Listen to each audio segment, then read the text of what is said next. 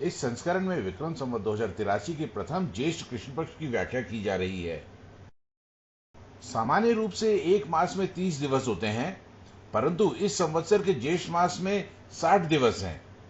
ज्येष्ठ मास का आरंभ 2 मई 2026 से होगा और समापन 29 जून 2026 को होगा। कृष्ण पक्ष और शुक्ल पक्ष का एक मास होता है, परंतु इस ज्येष्ठ मास में 2 कृष्ण पक्ष और 2 शुक्ल पक्ष आ रहे हैं और इसलिए प्रथम और द्वितीय पक्ष का वर्गीकरण किया जाता है और इसी वजह से पंचांगों में लिखा गया है प्रथम ज्येष्ठ कृष्ण पक्ष, प्रथम ज्येष्ठ शुक्ल पक्ष और फिर द्वितीय ज्येष्ठ कृष्ण पक्ष, द्वितीय ज्येष्ठ शुक्ल पक्ष।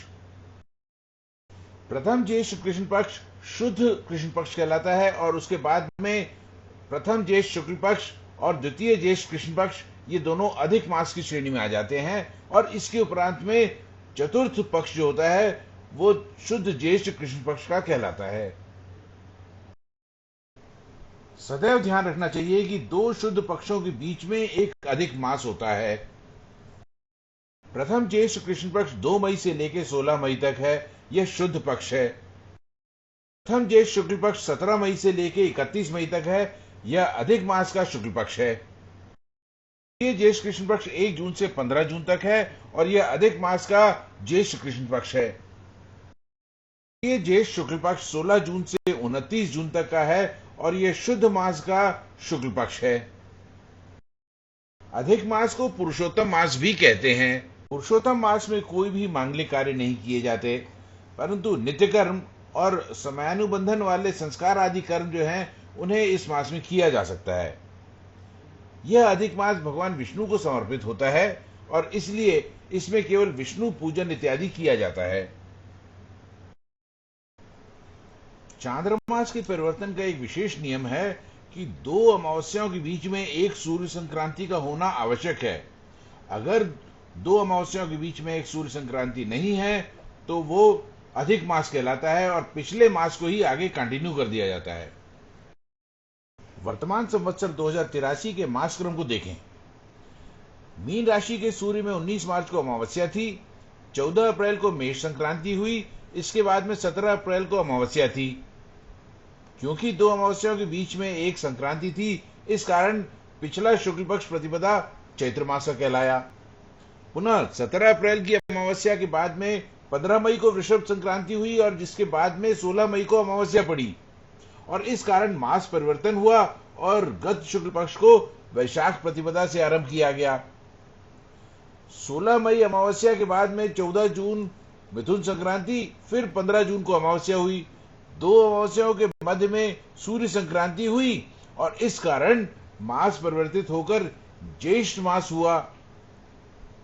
परंतु 15 जून की अमावस्या और 14 जुलाई की अमावस्या के बीच में सूर्य संक्रांति नहीं हुई और इस वजह से इस मास में परिवर्तन नहीं किया गया मास के नाम का और ज्येष्ठ मास को हमने कंटिन्यू किया। क्योंकि 14 जुलाई की अमावस्या के बाद में कर्क संक्रांति पड़ी, इस वजह से ज्येष्ठ मास को परिवर्तित किया गया और पिछले शुक्ल पक्ष को आषाढ़ मास की प्रतिपदा से आरंभ किया गया। इस प्रकार की स्थिति लगभग हर 32वें महीने में होती है जब 2 अमावस्याओं के बीच में सूर्य संक्रांति नहीं पड़ती, अर्थात सामान्यतः लगभग तीसरे वर्ष में अधिक मास पड़ता है। कभी कभी ऐसा भी होता है जब 2 अमावस्याओं के बीच में 2 सूर्य संक्रांतियां हो जाती हैं। इस अवस्था में क्षय मास का निर्णय होता है, परंतु क्षय मास से पहले और बाद के मास अधिक मास हो जाते हैं। प्रथम ज्येष्ठ कृष्ण पक्ष या शुद्ध ज्येष्ठ कृष्ण पक्ष 2 मई से 16 मई 2026 तक है। इस पक्ष में कुल 15 दिन है। इस पक्ष में 3 मई को नारद जयंती मनाई जाएगी, 5 मई को अंगारक चतुर्थी है, 13 मई को अपरा एकादशी है, 15 मई को सूर्य वृषभ संक्रांति में प्रवेश करेंगे और इसी दिन इसका पुण्यकाल भी है और 16 मई को वट सावित्री पूजा की जाएगी, शनि जयंती मनाई जाएगी तथा 16 मई को ही श्राद्ध दान आदि की अमावस्या भी है।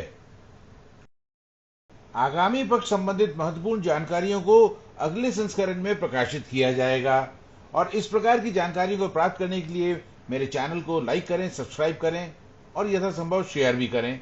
बहुत बहुत धन्यवाद।